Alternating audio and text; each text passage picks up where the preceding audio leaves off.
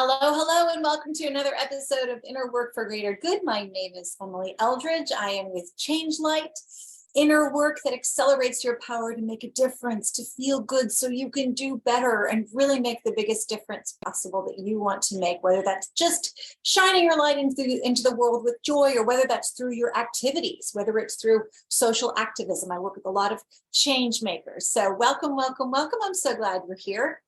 Today, the topic is how can you resolve things? I forgot exactly actually how I titled this one. It's like, how do you resolve things with people you can't? In other words, let's say you have people in your life with whom you realize there's like unfinished business, or there's been no resolution to some kind of conflict. You've never gotten the closure that you wish you could have gotten. It could be an ex-relationship, it could be a friend, it could be a parent, it could be, someone who is an abuser towards you. It could be any number of situations in your life.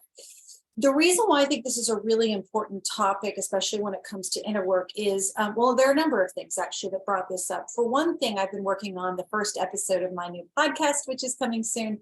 And in it, there is a situation in which the woman, she never got the resolution that she desired from her mother. Her mother was really mean to her at one point in her childhood, but never apologized for that and never took responsibility or accountability for how she'd behaved towards this woman.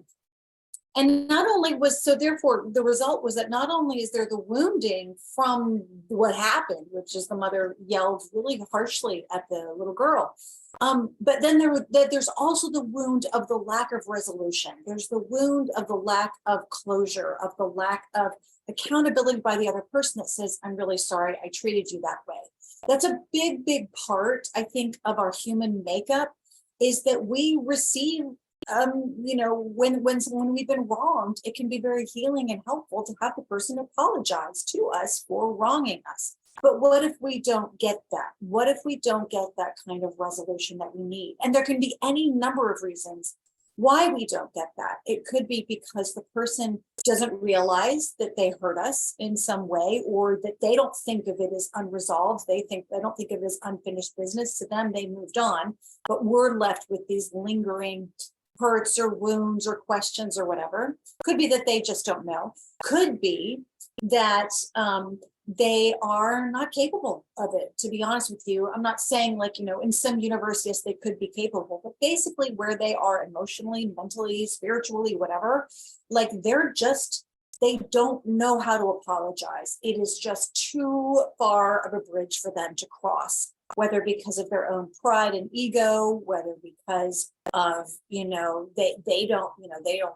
they think they're completely justified in how they behaved, or they felt that, let's say it's someone who cut you off, and they felt like that's what they had to do. So that could be, for them, that was their resolution, and yet we're left feeling like there's a lack of resolution or lack of accountability or unanswered questions or what have you. It could also be that the person has died.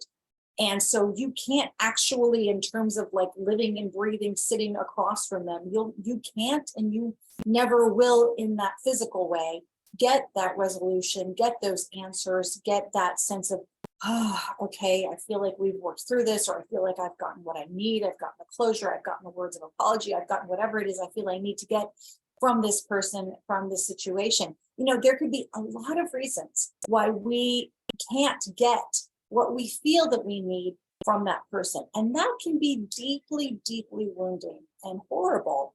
I'll just throw in here, there's another reason why this topic is coming up for me, is because we've had my husband and I, a friend of ours, we just found out last week that he just suddenly died in his sleep.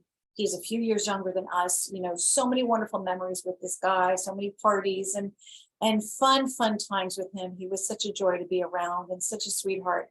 And he just suddenly died. And his wife is shattered, and I'm actually going to be flying out to the service. But in any case, the point is, I think that here's another thing why I think that resolution is really important, even in terms of making sure that we have resolution with people in our lives as much as possible. But because you never know when it could be over. And so it just sort of also brought up this idea of like, and by the way, everything's resolved with him. We don't have any sort of unfinished business with him at all.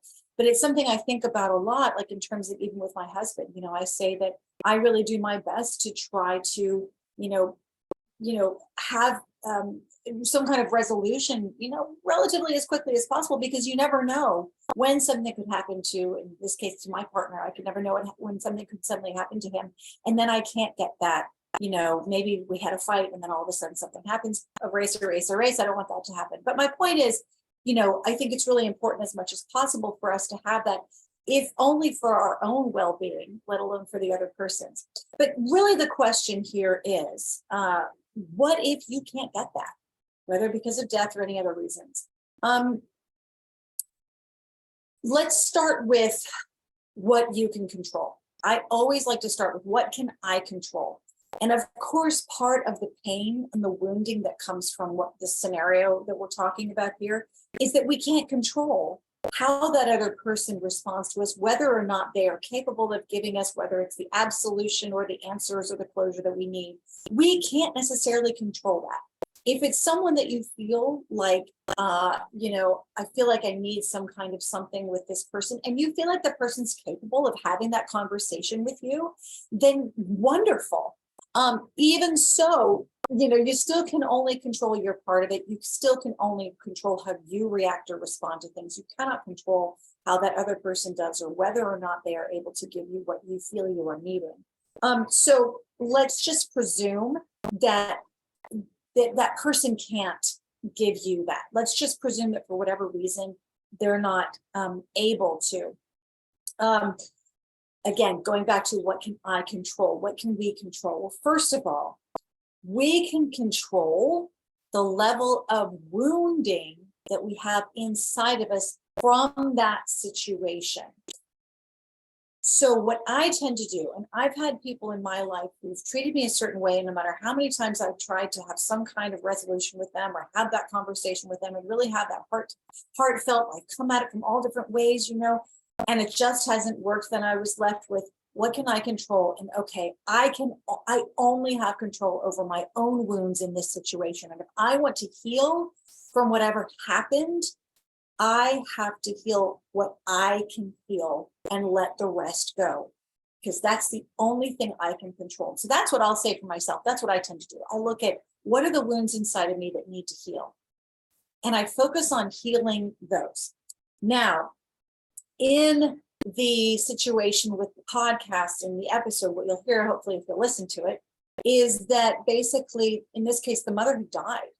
So she wasn't going to be able to get that resolution, absolution, whatever from her. And so what we were doing, a part of what we were doing in that session is actually healing that wound then. And at one point, the little girl inside of her says, what you just said to me, Emily, is what I wish my mother had said to me. And it's interesting because I actually find that sometimes that's the role that I end up playing in a session, especially when you have a situation where there's been some lack of resolution, especially with like an inner child, and the child hasn't gotten that, is that oftentimes I will sometimes intentionally or unintentionally be that voice of, gosh, I'm so sorry, that really hurt you. And then the child responds like, that's just what I wanted to hear. But sometimes it's not from the person, I'm not the person they need to hear it from. They need to hear it from someone else. But nevertheless, there is a lot of healing that can happen within oneself, whether it's with someone like me or someone else, that can provide that sense of closure. And yes, that was really painful, and it's okay. I can let the pain go, etc. So that's what I'd like to do. Focus on your own wounds and the wounds that you're still carrying from that interaction. That's something that happened in the past. So here's what I can work on in myself, including the wound of not being resolved. Like I said, that's actually an extra layer of wounding that we can carry. It's not just from whatever was the event, but it can also be the lack of resolution, can be an extra wound. And so to work with that and work on that, draw it out, process it, work with someone like me. The second one is, once you've really sat with those wounds and healed them as much as you feel like you can, take whatever actions. Number two, take whatever actions you feel called to take. And so in some cases, you might, from a place of peace, right? Not from a place of reactivity and still anger, but just from a place of like, okay, this is what I need to know, what I know I need to do for me, right? For me, not because you're trying to change the other person's behavior. You cannot do that. But whatever actions you feel called to take, go ahead and take those. So it could be something like you write something down and burn it. People like to do things like that. It could be you reach out to that person. You know, you're in a different place now. And so maybe you feel more healed or what have you to be able to have that conversation. And, you know, come to think of it, it could also mean that you offer them resolution as well that maybe they've been waiting for. It could be that you write a letter to that person, but you don't necessarily send it. It could be any number of actions, but whatever you feel called to take that's going to bring you more peace, right? Can't control what's going on with them, but if it's going to bring you more peace, then go ahead and take those actions. And then finally, the third thing, and this usually applies if you really can't, let's put it this way. I usually do this if it's someone that they've died. They're no longer in the body. And, you know, I may or may not feel them around me, but whether or not I do, this is an action I take. And that is, I will just sit and I will just imagine the person in front of me or imagine them wherever I think they are. And I will say to them the words that I wish I had said, or I will have that conversation with them and say what I need to say, whether it's, gosh, that really hurt, or say like, if it's even like, I'm really sorry, I played this role in this part of it, or whatever it is. Now, I may or may not receive a response, but I know that when I do this, I feel better. I feel more at peace, more resolved, because at least I know I've said what I need to say, or at least I know I've addressed it as far as I can and as much as I can. And this may seem kind of crazy to you, or it may not, but, you know, frankly, like, the other person may actually receive it. I've actually had some people where, you know, some things have actually turned around because I've done that. And whether that's because my energy has changed or their energy has changed, I don't know. But of course, if someone's like on the other side, they're not in the body, you know, maybe you feel like you receive something from them, or maybe you don't. But the point is, just know that the message is getting out there and that they can receive it wherever they are, or they will at some point. But the whole point of this is not about trying to change them or get them to show up for you in the way that you wish they did, but to do whatever brings you peace. That is what this is all about. And so I hope this is helpful, because this can be another layer of wounding that we carry, is the lack of resolution, the lack of closure, the lack of loose ends tied up, whatever those are. And the fact that the other person may not be in a space where they're actually able to do that with you and show up for you in the ways that you'd like.